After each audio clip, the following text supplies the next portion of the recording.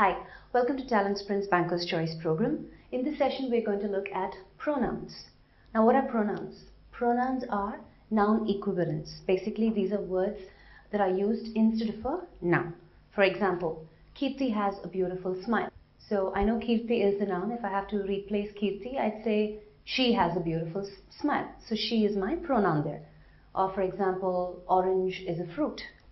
Orange is my noun. So if I have to replace orange, I'd say it is a fruit. So it is my pronoun. Now we have four kinds of pronouns. The personal pronoun, the demonstrative pronoun, the reflective or conjunctive pronoun, and the interrogative pronoun. Now we're going to look at each of these pronouns in detail. Alright, so the first pronoun is our personal pronouns. Now personal pronouns are called such that, why? Because they take up to three persons. First person, second person, and third person. So the first person is the person obviously who's speaking, and the second person is the listener or the person who's spoken to, and the third person is the person or thing that is spoken of. Now let's look at some of the forms of these personal pronouns. Alright, so we have the number, which is either singular or plural.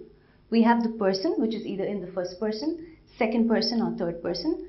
And then we have the gender, whether it is male, masculine, female, feminine, or the neuter gender.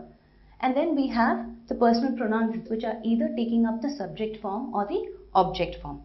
So let's look at the singular number. First person, male and female, would be I.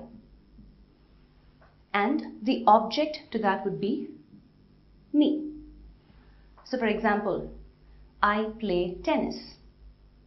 Sheila helped me. So in that sentence, I play tennis, I is the subject. Sheila helped me. Me becomes the object personal pronoun in the singular form. The second person, male, female, would be you. However, the object form also is you. Do you play tennis? In that sentence, you is the subject. Do you play tennis? Sheila likes you. In that sentence, you becomes the object. Sheila is the subject. Okay. Third person, male, he. And the object would be him.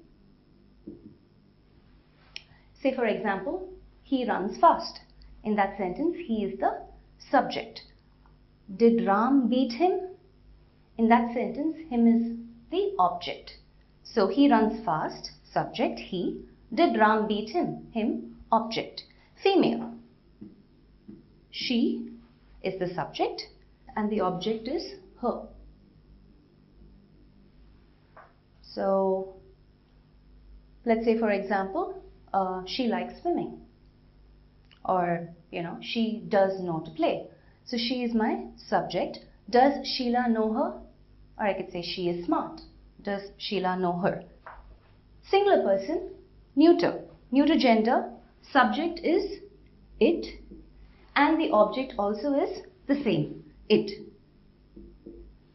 So, for example, it doesn't work. In that sentence, it is my subject. And I can say, can the tech guy repair it? In that sentence, it becomes my object. Let's move to the plural form.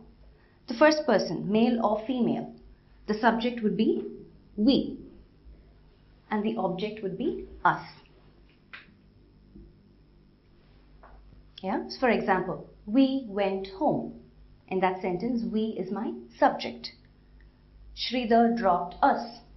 In that sentence, us is the object. Second person, male or female.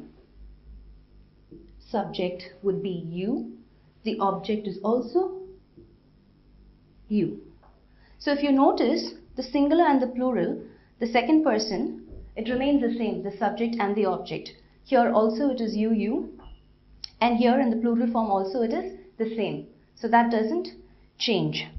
So for example, do you have some change? Or do you need some change? In that sentence, you is my subject. As an object, did Ram and Praveen beat you at doubles? In that sentence, you becomes my object. Plural, third person, male, female or neuter gender. The subject would be they and the object is them. So for example, in a subject, they loved the movie. In that sentence, they is my subject. Them as an object in a sentence. Ram and Praveen joined them for the movie. In that sentence, them is my object. So you need to understand these basic forms of where the subject and the object appear or form in a sentence. So that will make sure that your sentences are error-free. So under personal pronouns, we have two segments. One is the possessive pronouns and the other is the reflexive pronouns. Now what are possessive pronouns? Possessive pronouns are that which express possession or ownership. So we have mine, ours, your, her, his and theirs. So for example, this pen is mine. The kids are ours. Your dress is beautiful. Her hair is curly. This is, or this could be, or this is his pen. And the boy is theirs. So in just putting it in sentences to understand the ownership or possession of all of this. Reflexive pronouns. Now reflexive pronouns are pronouns where the person or a thing does the action to himself or some other person. And in reflexive pronouns, the pronouns are emphasized. So they are also otherwise called emphasizing pronouns. Now basically, you add self or own as a suffix to the personal pronouns. I, we, you, he, she, it and they. We have 7 personal pronouns. So when you suffix self to it, this is what it becomes. So I plus self, myself. So I give myself 12 weeks to get in shape in a sentence. We plus self, ourselves. We unloaded the baggage ourselves. Or we unloaded the luggage ourselves. You plus self, yourself or yourselves. Let's say for example, he should or you should get yourself a new phone. He plus self, himself. He blames himself. She plus self, herself. Kirti accidentally cut herself. It plus self, itself. The kitten groomed itself. What's a kitten? Like how you say a young dog is a puppy, a young cat is a kitten. So the kitten groomed itself. They plus self, themselves. They blame themselves. Okay?